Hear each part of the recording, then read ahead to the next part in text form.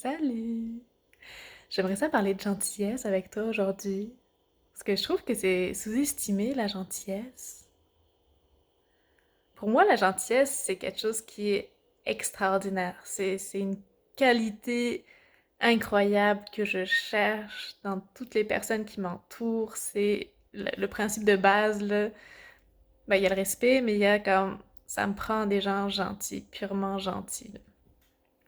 Mais souvent, quand je vais dire de quelqu'un si je décris quelqu'un à quelqu'un d'autre en disant ah, il est gentil, souvent les réactions que j'ai, c'est comme ouais, mais si tu dis qu'il est gentil, c'est parce qu'il t'attire pas, hein? Ou ouais, il est trop gentil, lui. Puis ça vient me chercher à chaque fois, hein, ces réactions-là, parce que c'est ça, tu sais, pour moi, la gentillesse, c'est quelque chose qui est pur, c'est quelque chose qui, tu peux pas en avoir trop, puis c'est bon en toutes circonstances. Tu sais, c'est d'avoir des bonnes pensées envers les autres, c'est d'agir de façon comme bienveillante. Pour moi, c'est vraiment le gentil bienveillant qu'il y a dans ma tête, dans ma définition de gentil. Mais souvent, que ce soit en France, au Québec, il y a le côté où les gens perçoivent le gentil comme le soumis ou la personne qui se laisse faire.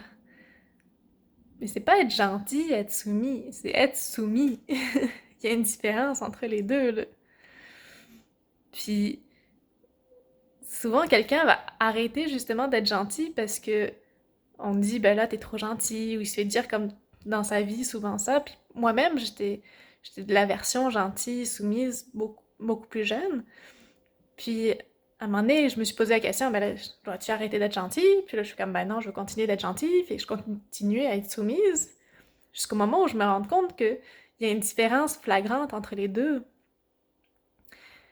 Être gentil, c'est pas tout faire, être là tout le temps pour tout le monde. C'est pas gentil, ça. Ça, c'est se laisser faire. Tu sais, pour moi, si quelqu'un, si j'ai besoin de quelque chose à un moment donné, puis que la personne me dit, ben, excuse-moi, là, je peux pas, là, je vais pas trouver cette personne moins gentille. Juste parce qu'elle a pas répondu à mes besoins, ça a rien à voir. Puis justement, tu sais, si, euh, mettons, on me demande de participer à quelque chose, puis ça me tente vraiment pas, là.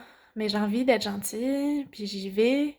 Puis toute la soirée, je me dis, ah, mais là, ça me fait chier, j'ai comme envie de faire d'autres choses. Ouais, j'aurais pu faire ça à la place, puis machin, puis que j'ai ce discours-là interne. C'est pas gentil d'être là, puis d'avoir ce discours-là interne pendant ce temps-là, tu sais. C'est comme si tu mettais comme une... Je sais pas, ça rend la chose, ta présence négative, alors que t'es censé être positif.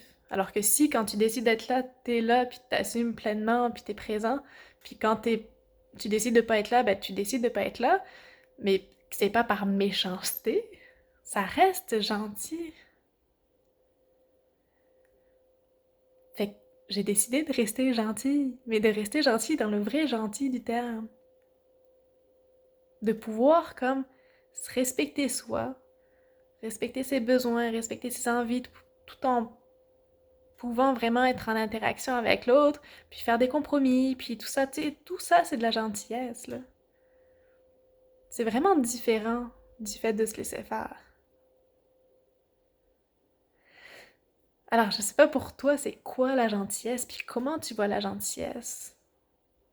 Est-ce que chez moi, c'est que j'aimerais que la perception sur la gentillesse dans le monde change, puis que tout le monde puisse être gentil envers tout le monde, dans le sens de bienveillance.